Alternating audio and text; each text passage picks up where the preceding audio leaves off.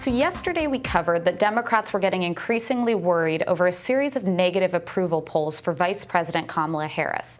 This after President Biden's approval numbers slipped 4 percentage points in the latest Hill-HarrisX survey, but was still above water at 55%. We have new exclusive Hill-HarrisX data on Harris's job approval. Let's take a look.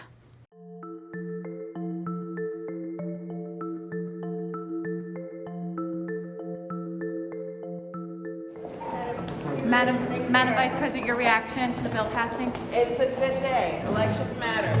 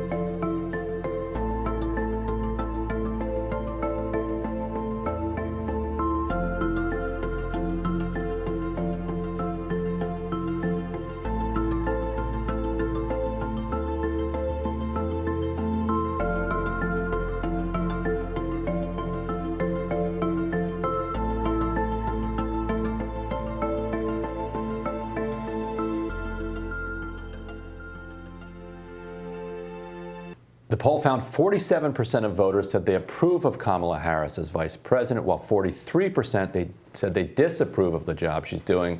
10% said neither. Biden polls ahead of Harris by 8 percentage points, but if we take a closer look, we see Harris has softer support among voters, with more saying they somewhat approve of Harris compared to Biden, who has more support among those who say they strongly approve. Biden also sees stronger support among voters across party lines, while Harris is underwater with independents. How bad is this for Kamala Harris? Well, this is interesting. I mean, many within the Biden-Harris orbit are starting to think about 2024. And Joe Biden is, up there in years, and there's many who think he actually won't seek re-election again. So the question within the Democratic Party becomes, who's the front runner? Traditionally, the vice president would be that person, but she's never been able to get quite the level of approval that he has. And even you'll recall in the primaries, she barely made it over 1%. So I think this creates some consternation more about down the road for 2024, but also in the immediacy. I mean, heading into midterms, you would like to see a steady vice president who polls well and who is just, a steady force within the administration. I remember when I worked for Vice President Pence, we actually consistently polled just slightly above President Trump. And that's what you want to do as a vice president. Draw no attention to yourself, be a steady voice that can be deployed to different areas to help with what they're trying to accomplish. So I think this spells issues initially for the midterms, but certainly for 2024. And we actually have precedent for a vice president not being kind of the heir apparent in Joe Biden, who was very frustrated in the fact that, wait a minute, I'm vice president. Why am I not just presumed to be the nominee following my man Barack Obama? He wasn't. He managed to make it anyway. But the problem, I think, for Harris is that even if Biden does run for re-election in 2024, and I think he very much wants to and intends to, if he's healthy enough, he'll be 4 years older than he was when he ran originally, and his health will be that much more of an issue in the campaign, which means that the identity of his vice president will be more important than it was in 2020. In 2020, it was very much Biden versus Trump. In 2024, it will be Biden and whoever his vice president is versus whoever the Republican nominee is, because Americans will intuitively grasp that the vice president, they may be voting for the president as well. And so I think there's a decent chance that under those circumstances, Kamala Harris doesn't make it. Well, that's a very good point. And I think that part of her lagging approvals, or the fact that she's consistently been behind President Biden, is when she is out there, she's had just a lot of gaps. I hate to use it seems like a cheap word, but she really wasn't somebody who had a lot of experience on the national stage, obviously in Senate hearings here and there, but she's had some things put in her court. We talked about the border crisis being something assigned to her that she really didn't knock it out of the park when she did visit the border. And then since then, it continues to be a problem that is hampering the administration, and she's not really doing much to solve it. What I do think might be an opportunity for her is she has another foreign trip upcoming to see how she performs on the international stage. I know I can only speak for my experience with Vice President Pence, but that was an area he was always able to shine and almost differentiate himself at times from President Trump. So I'll be curious to see how she's received by the global community. If she's up to that tier of leadership, I think that's something to watch. Yep. Kamala Harris' approval rating is comparable to former Vice President Pence roughly 6 months into his first term. A YouGov America poll found that Pence's favorability rating stood at 42.5% at the end of July 2017, while his unfavorability rating stood at 44.8%. And a Gallup survey from around the same time showed 42% of voters viewed Pence favorably, and the same amount viewed him unfavorably.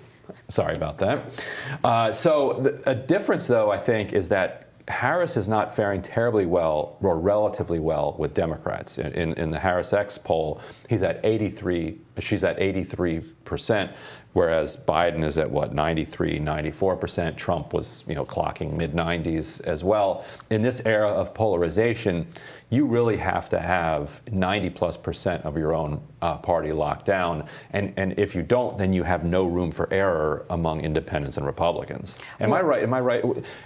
Where was Pence among Republican voters, independents and Democrats? I assume universally despised among Democrats, but. Well, that's an important distinction. Vice President Pence held consistently high favorability with Republicans. Like you said, in the 80, 90%, that's the sweet spot you want to be in as an incumbent president and vice president. Joe Biden's maintained extremely high favorability within the party, but that's where Kamala Harris is going to have a hard time, and it's where if you're a Pete Buttigieg or someone else thinking about potentially running down the road, you're keeping an eye on that. And then well, she's still at 83. Is that high enough?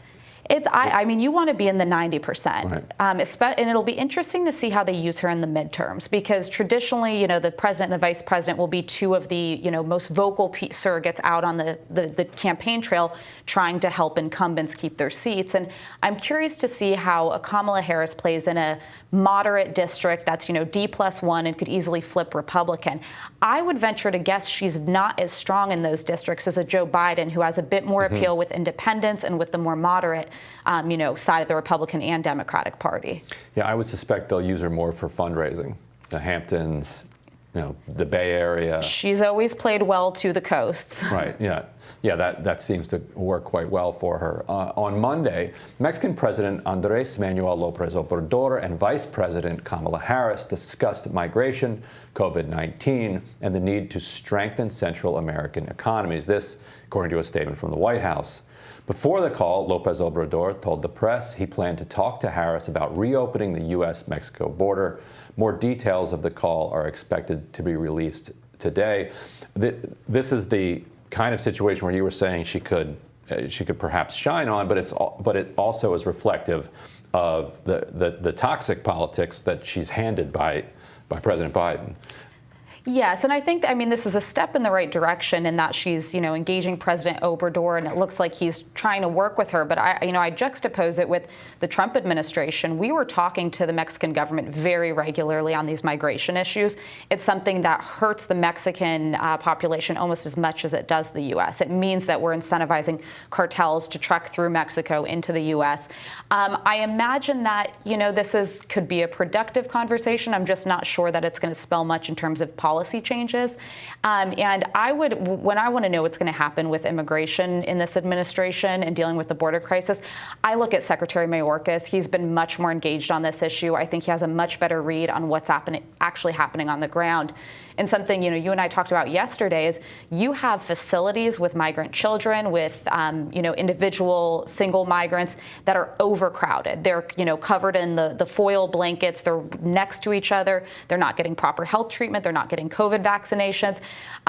Bad situation there on the border, and even worse when they're released into the interior of the country. So you can have the head of state calls, not saying they're meaningless. I think it's a valuable step, but they need to deal with the actual issue at the border. And to date, she has not done that. Right, and there's no political upside in that issue for her, which is why Biden gave it to her. So some of the disapproval rating is on her. Some of it is just on the fact that he's just going to weight her down with every every political issue he'd rather not deal with. Well, and if I was offering her my unsolicited advice, she should go get out there, do some more interviews. She's got to start rehearsing more. When she does do interviews, they tend to fall flat and be a bit awkward. She should position herself as a vocal voice for this administration, talking about the policies that they're advancing. And so far, she's kind of done the hide in plain sight thing, and I don't think it's a good strategy. And does she not have friends who will tell her that the laugh is not doing what she thinks it's doing? One would think. Well, thanks for watching What America's Thinking. We will see you next time.